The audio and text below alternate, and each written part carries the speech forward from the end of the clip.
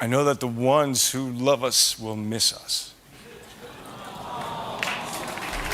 A los 60 años, Keanu Reeves se destrozó la rótula durante el rodaje de John Wick, pero volvió al set 3 días después. Ha sido robado, suplantado por estafadores con inteligencia artificial y ha gastado $50,000 al mes protegiendo a sus fans de perfiles falsos que usan su rostro. En 2025, subió al escenario de Broadway para 8 funciones semanales, apenas pudiendo caminar. Los críticos lo llamaron brillante, pero detrás del telón ocurría algo más. Después de décadas ocultando dolor, cirugías y desamor, Keanu finalmente habló sobre lo que viene después. No es un retiro, es algo que nadie vio venir y que Hollywood aún no sabe cómo manejar. Keanu Reeves nació el 2 de septiembre de 1964 en Beirut. Su padre, Samuel, era hawaiano chino, y su madre, Patricia, británica. Se conocieron en Beirut cuando Samuel tenía 21 años y Patricia apenas 19. Ella trabajaba en diseño de vestuario, y él saltaba de un trabajo a otro, llevando una vida salvaje.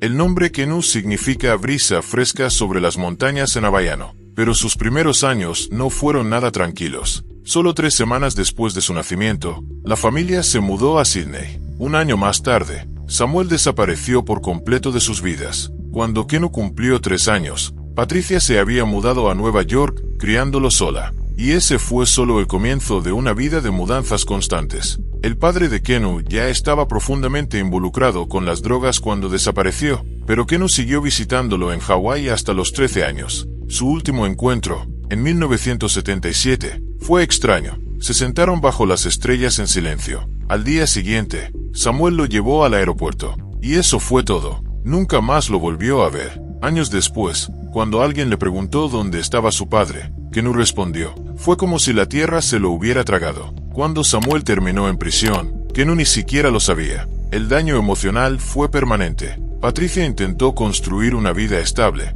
pero su vida amorosa lo complicó todo. Se casó con el director de Broadway Paul Aron en 1970. El matrimonio duró solo un año. Luego, en 1976, se casó con el promotor musical Robert Miller, con quien tuvo una hija, Karina. Más tarde llegó su cuarto esposo, Jack Vaughn, dueño de un salón de belleza. Esa relación terminó en 1994. Mientras tanto, su trabajo en el mundo del espectáculo trajo momentos extraños a la infancia de Keanu. Vivían cerca del estudio Nimbus 9 en Toronto, donde las estrellas de rock iban y venían. En una ocasión, Alice Cooper lo cuidó. Conoció a Emmylou Harris y también a Dolly Parton, pero nada de eso lo hizo sentirse estable. A los 17 años, Keanu había pasado por 4 escuelas diferentes. Fue expulsado de una de ellas, la Etobicoke School of the Arts, por ser demasiado disruptivo. En el de La Salle College, se convirtió en portero de hockey y ganó el apodo de The Wall, el muro. Pero su dislexia le dificultaba estudiar. Leer era un reto. Siempre se sintió un forastero. En Avondale, su última escuela, abandonó por completo. Nunca obtuvo el diploma de secundaria. Dejó los estudios y se volcó a la actuación. En 1992, mientras Keanu alcanzaba la fama, su padre fue arrestado en Hawái por intentar vender heroína. También tenía grandes cantidades de cocaína. Fue condenado a 10 años, pero solo cumplió 2. Los guardias lo trataban bien por la fama de su hijo. Incluso obtuvo su GED, equivalente al diploma de secundaria, en prisión. Una vez, alguien le dijo que Keanu había muerto en un accidente, y Samuel se echó a llorar. Aún así, nunca lo contactó. Keanu jamás volvió a hablar con él. Samuel murió en 2018, aún distanciado. A los 15 años, Keanu apenas lograba mantenerse en la escuela. Su dislexia lo hacía sentirse perdido y fingía entender las lecciones. Lo expulsaron por ser ruidoso e impulsivo. En Avondale, no pudo seguir el ritmo. Dijo, como tenía problemas para leer, no era un buen estudiante. Comenzó a actuar para sobrevivir. Fingir dejó de ser solo parte del escenario. Se convirtió en su forma de vida. En su adolescencia, el hockey era su escape. Era un portero brillante, y soñaba con jugar profesionalmente, incluso llegar a los Olímpicos. Pero una fractura brutal en el tobillo terminó con su sueño. Dijo que podía ver el hueso así, tal cual, sin otra opción. Se volcó a la actuación. En 1984, consiguió su primer papel en televisión en la serie canadiense Hanging In, interpretando a un adolescente con problemas. Lo curioso era que, en la vida real, también era un adolescente con problemas. Luchaba contra la ansiedad y la soledad causadas por tantas mudanzas, los padrastros y el caos. Jugaba al hockey con sus amigos para calmar los nervios. Ese mismo año, actuó en una obra teatral llamada Wolf Boy en Toronto. Era extraña, intensa y controvertida. Su actuación fue física, cruda e inolvidable. Algunas escenas se volvieron leyenda local. Fue el momento en que empezó a destacar. En 1985, condujo su coche hasta Hollywood para perseguir su sueño de ser actor, pero los agentes le dijeron que su nombre sonaba demasiado extranjero. Querían que lo cambiara por algo más americano, como Casey o Chuck. Durante un tiempo usó el nombre Casey Reeves, pero al final se negó. Dijo que esconder quién era no se sentía bien. Esa decisión marcó su camino. Su gran oportunidad llegó en 1986 con la película Reverse Edge. El personaje que interpretó tenía que lidiar con el asesinato de un amigo, basado en un crimen real, que no solo actuó, lo sintió. Le recordaba toda la desconexión y el dolor que llevaba dentro. En 1989, fue elegido para Bill and Ted's Excellent Adventure. Originalmente audicionó para el papel de Bill, pero el director lo cambió a Ted por su química con el coprotagonista Alex Winter. Incluso improvisaron muchas de las escenas. El guión se escribió por primera vez en servilletas. Nadie esperaba que se convirtiera en una película de culto. Luego llegó Point Break en 1991, que no entrenó durante meses para aprender a surfear. Casi se ahogó varias veces. También entrenó con agentes del FBI y entrenadores de mariscales de campo. Lo dio todo por ese papel. Después de la película, siguió surfeando para siempre. En 1986, filmó Young Blood, una película de hockey con Rob Lowe y Patrick Swayze. Volvió a interpretar a un portero e hizo todas sus propias acrobacias. Los discos de hockey volaban a 145 km por hora, y no usó doble de riesgo. Esa película demostró lo serio que era. Haría cualquier cosa por la historia. En 1994, durante el rodaje de Speed, Keanu Reeves no quiso que un doble hiciera su trabajo. Terminó realizando él mismo el 90% de las escenas peligrosas. Una de las más inolvidables fue cuando el autobús debía saltar un hueco en la autopista. Pero durante una de esas acrobacias, algo salió mal. El autobús falló y lo lanzó a casi 6 metros por el aire. Cayó con fuerza, se fracturó 2 costillas y sufrió una conmoción cerebral. No se lo contó al director porque no quería que detuvieran el rodaje. Simplemente siguió adelante. Las cosas empeoraron cuando filmaron en una autopista real cerca de San Diego. Nadie le avisó al elenco que ese día habría vehículos reales en circulación. De repente, el autobús empezó a chocar con autos verdaderos. Keanu dijo que la gente dentro gritaba de miedo real, porque nadie lo esperaba. Aún así, siguió adelante, y cuando Speed llegó a los cines, recaudó $350 millones en todo el mundo, aunque solo costó unos 30 millones producirla. Esa película lo convirtió en una auténtica estrella de acción, pero tras bambalinas, casi lo destruyó. Luego ocurrió algo impactante. Después del enorme éxito de Speed, Warner Brothers le ofreció a Keanu un contrato por $75 millones,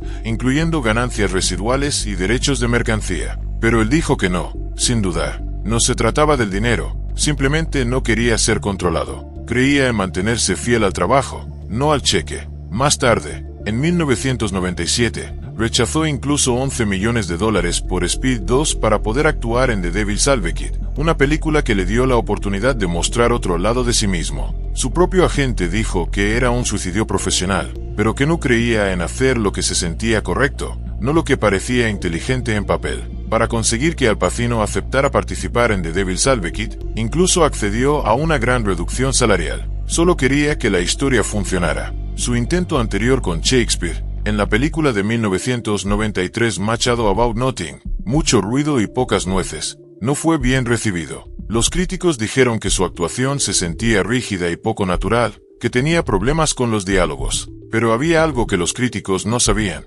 Keanu tenía dislexia. Su compañera de reparto, Emma Thompson, también la tenía. Ambos se quedaban despiertos hasta tarde, después de las filmaciones, ayudándose mutuamente a leer y comprender el lenguaje complejo. Ella le enseñó cómo pronunciar esas líneas, y su amistad se fortaleció porque ambos sabían lo difícil que era. Esa película tal vez lo avergonzó públicamente, pero en privado le enseñó cómo seguir adelante, incluso cuando sientes que estás quedándote atrás. Después llegó Johnny Mnemonic en 1995, y todo lo que podía salir mal, salió mal. La película comenzó con un presupuesto de $26 millones, pero después del éxito de Speed, Sony intentó convertirla en un éxito de taquilla. Keanu chocó con el director por todo, desde el reparto hasta las escenas de acción. Se marchó del set 2 veces. El director luego calificó todo el proyecto como corrupto. La película debía ser pequeña e inteligente, basada en la historia cyberpunk de William Gibson, pero se convirtió en algo completamente distinto.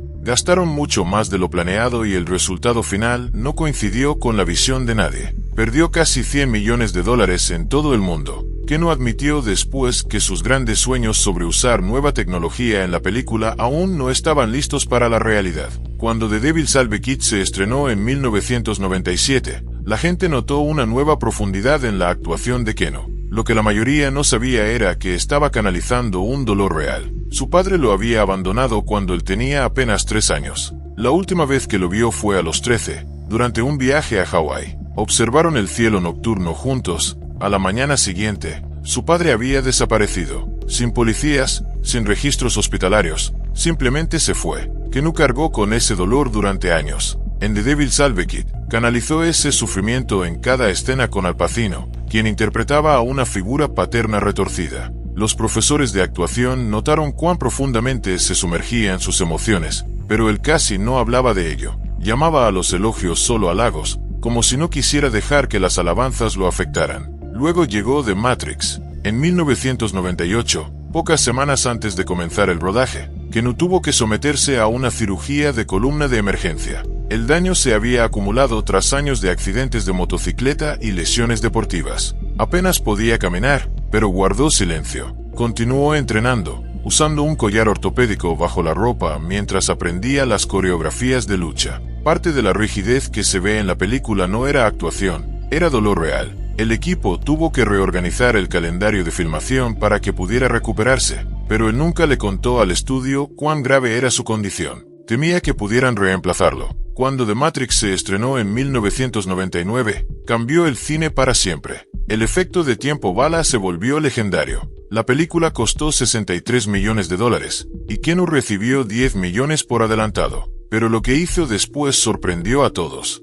Keanu Reeves sobrevivió a innumerables peligros en el set, desde caídas de caballo que le provocaron conmociones hasta acrobacias agotadoras que requerían entrenamiento a nivel olímpico. En 1991, mientras filmaba Maya un Private Idaho, formó un vínculo profundo con River Phoenix, incluso recorriendo 2.100 kilómetros para invitarlo a unirse a la película. La muerte de Phoenix por sobredosis en 1993 cambió profundamente a Keanu. Dejó las drogas duras para siempre. Años después, encontró un amor tranquilo con la artista Alexandra Grant, con quien se conoció en 2011 y mantuvo una relación privada antes de aparecer juntos en 2019. Ahora ella también monta motocicletas con él. A lo largo de su vida, Keanu enfrentó graves lesiones de columna y dolor crónico, que ocultó mientras realizaba acrobacias y entrenaba para películas como The Matrix. Cuidó profundamente de su hermana Kim, quien luchó contra la leucemia durante una década. Vendió su casa, gastó $5 millones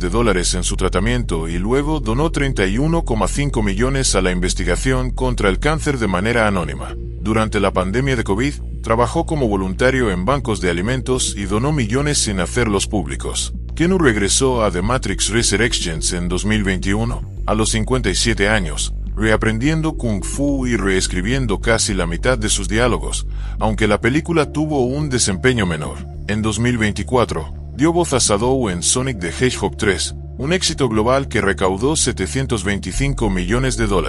Ese mismo año, ladrones robaron 6 de sus relojes, incluido un Rolex de $9.500 que había dado a su equipo de acrobacias. Fueron recuperados en 2025. A los 60 años, debutó en Broadway con Waiting for Godot, realizando 8 funciones semanales a pesar del dolor crónico en las rodillas, ganando $1,8 millones por semana. Además, combate imitadores de IA y estafas románticas, gastando $50,000 al mes para proteger a sus fans. Añadió cláusulas en sus contratos para evitar la manipulación digital de su imagen. Keanu sigue siendo humilde, diciendo que su filosofía es intenta no ser horrible. Comparte las ganancias de sus películas con los equipos, sigue entrenando y montando motocicletas, y continúa actuando a los 60 años. Premios como el Inkpot y el Lance Reddick Legacy reconocen sus logros y amistades. sigue tan dedicado como siempre, listo para John Wick 5 o una nueva película de Bill y Ted.